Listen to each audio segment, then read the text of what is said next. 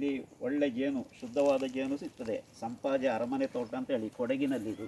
ಕೊಡಗಿನದು ಸಂಪಾಜೆ ಗೇಟಿನ ಹತ್ತಿರ ಇರುವುದು. ಒಳ್ಳೆ ಶುದ್ಧ ಜೇನು, ಏನು ಮಿಶ್ರ ಏನಿಲ್ಲ ಇದರಲ್ಲಿ, ಕಳ್ಳಬೆರಕೆ ಏನೂ ಇರುವುದಿಲ್ಲ. ಒಳ್ಳೆ ಜೇನು ಸಿಗ್ತದೆ.